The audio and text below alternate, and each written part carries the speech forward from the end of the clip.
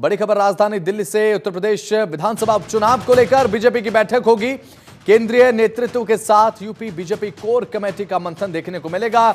मुख्यमंत्री योगी आदित्यनाथ और दोनों डिप्टी सीएम यहां पर शामिल रहेंगे।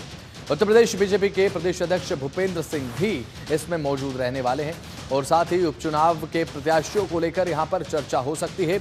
तो विधानसभा उपचुनाव को लेकर भारतीय जनता पार्टी लगातार अब फोकस्ड नजर आ रही है, सतर्क नजर आ रही है। लगातार रणनीति बीजेपी की तरफ से गढ़ी जा रही है, किस तरीके से विधानसभा उपचुनाव को फतेह करना है। तो दिल्ली में विधानसभा उपचुनाव को लेकर बैठक होनी है, क्योंकि उत्तर प्रदेश में 10 विधानसभा सीटों पर उपचुनाव होगा।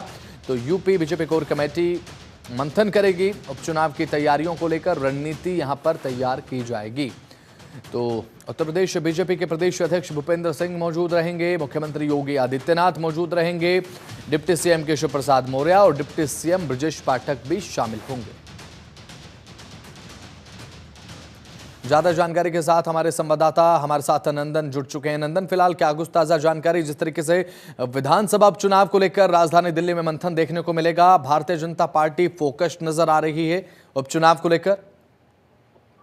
बिल्कुल देखिए, उत्तर प्रदेश के मुख्यमंत्री योगी आदित्यनाथ आज अभी गोरखपुर में है और 12:30 बजे वो देहरादून जाएंगे। अपनी मां की एम्स में भर्ती है, उनका इलाज चल रहा है और 3:10 तक दिल्ली जाएंगे।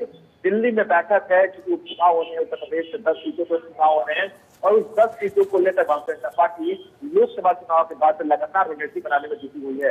दोनों डिप्टी सीएम यानी केशव प्रसाद मौर्य और ब्रजेश पाठक भी आज यूपी में मौजूद रहेंगे, बैठक में सम्मिलित होंगे और कहीं ना कहीं केंद्रीय बैठक के साथ उत्तर प्रदेश के मुख्यमंत्री दोनों डिप्टी सीएम वहाँ मौजूद रहेंगे। चर्चाएं होंगी प्रत्याशियों के चयन पे, क्या किस प्रत्याशी को टिकट दिया जाए इस उपचुनाव में। और कहीं ना कहीं 10 सीटें निर्धारित करेगी। 2027 में भारतीय जनता पार्टी किस रणनीति के तहत काम करेगी और कितना उनका लाभ होना है। हालांकि इन 10 सीटों को लेकर पूरी की पूरी बवाल मचा हुआ कि आखिर प्रत्याशी का चयन किस तरीके से करें। एक सीट से तकरीबन 2-2 दर्जन प्रत्याशी टिकट मांगने को तैयार है भारतीय जनता पार्टी की तरफ से।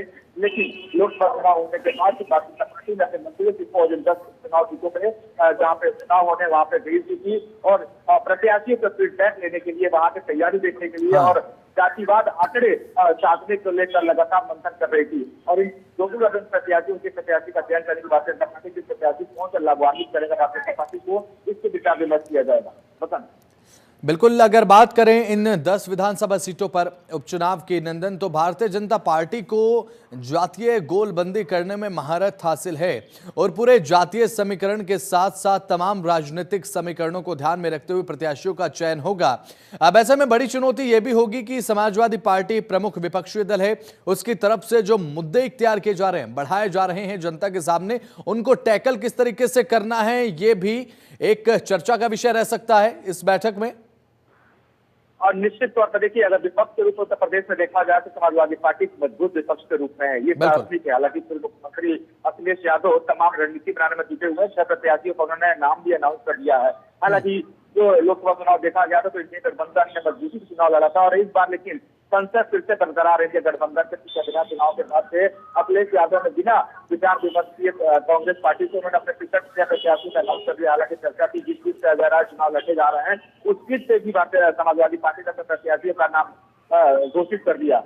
अब सबसे बड़ी प्रमुखता रहेगी भारतीय जनता पार्टी के लिए कि वो सीट जिस सीटों पर समाजवादी पार्टी ने टिकट का नाम अनाउंस किया है, उस सीट को, उस टिकट को कैसे मजबूती के साथ भारतीय जनता पार्टी उस प्रत्याशी का चयन करे। जिन सीटों पर समाजवादी पार्टी प्रत्याशी घोषित कर दिए, भारतीय जनता पार्टी के पास एक अपॉर्चुनिटी रहेगी कि उनके सामने कौन सा प्रत्याशी खड़ा है, उस प्रत्याशी का कार्ड क्या तैयार किया जाए। इससे उनके लिए आसान साबित होगा। उन 6 सीटों पर समाजवादी पार्टी ने अपने प्रत्याशी घोषित कर दिए हैं।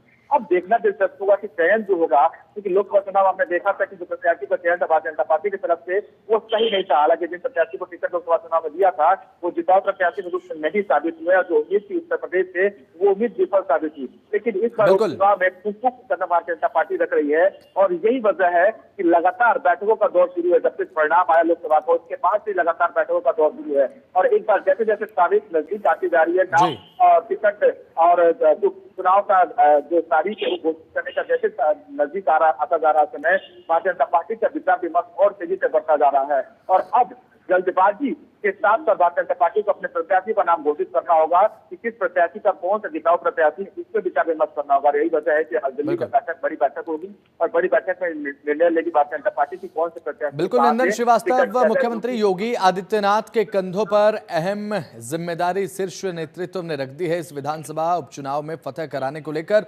मुख्यमंत्री योगी आदित्यनाथ के लिए भी एक कठिन परीक्षा साबित हो सकती है, क्योंकि यहां पर विधानसभा उपचुनाव का नतीजा 2027 तक एक छाप छोड़ने वाला है, इसमें कोई दो मत दो राय नहीं है।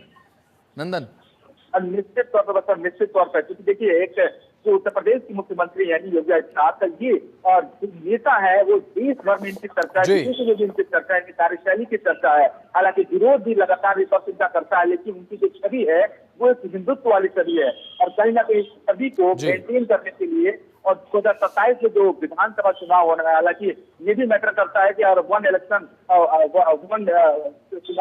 वन इलेक्शन का चुनाव अगर होता है तो कहीं ना कहीं कार्यकाल बढ़ सकता है उत्तर प्रदेश में। लेकिन सबसे बड़ी प्राथमिकता ये है कि अगर इन 10 सीटों पे अगर भारतीय जनता पार्टी अगर उपचुनाव में जीतती है तो कहीं ना कहीं उत्तर प्रदेश में राह इनकी आसान हो जाएगी और सभी एक बार फिर से विश्वास करेंगे। और यही वजह है कि जातीय आंकड़े को साधने की कोशिश भारतीय जनता पार्टी करते नजर आ रही है। हालांकि क्षेत्रों में इनके जो मित्र की फौज खड़ी है वो सभी प्रत्याशियों का फीडबैक तैयार कर रही है, लगातार विचार विमर्श कर रही है। वो एक लिस्ट देगी भारतीय जनता पार्टी के वरिष्ठ नेताओं को, मुख्यमंत्री इस लिस्ट को विचार विमर्श करेंगे और आज दिल्ली में केंद्रीय जो इनके नेतृत्व है उनके सामने जो लिस्ट तैयार की गई है, इनके मंत्रियों को तरफ से फीडबैक तैयार किया गया, उसको विचार विमर्श किया जाएगा। देखना भी कौन से प्रत्याशी भरोसा जताती है भारतीय जनता पार्टी।